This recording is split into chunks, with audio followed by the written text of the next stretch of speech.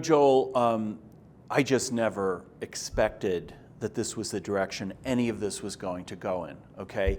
And certainly, had I known initially that this would lead to a 20-year journey, there's no way I could have bitten that off at the time. But I came to Laramie to write a screenplay for a made-for-TV movie about the case.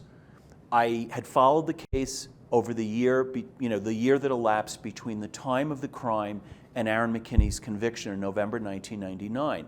So when I came here, it was because I wanted to educate myself more fully, look at public documents, look at trial transcripts, and that's really what I came here to do. And it just happened that the first day that I was at the courthouse, I recognized Cal Raruca from news pictures I had seen, and I just asked one of the secretaries if maybe I could talk to him for a minute, and he was willing to do that. And that first conversation was 45 minutes long.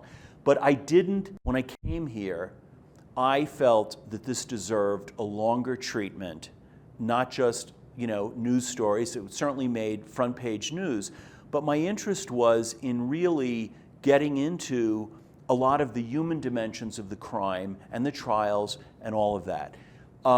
So when I first stumbled on this letter at the courthouse, which indicated pretty clearly that Aaron McKinney was not straight, that he was bisexual, that he'd been involved in hustling and having sex with guys, in some instances for money, et cetera, I just thought, can I walk away from this?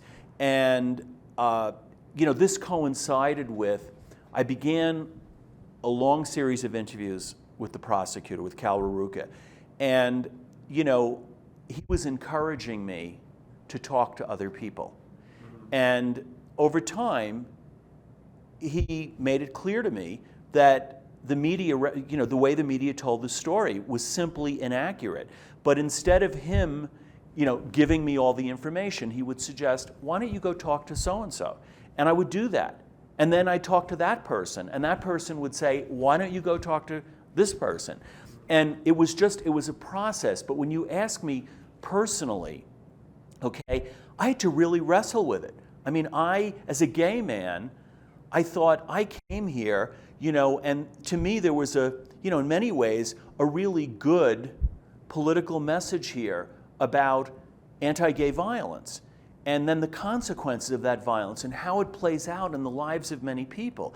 The only thing is that I discovered that, the people that were victimized in this crime, they were victimized in more complicated ways than I knew.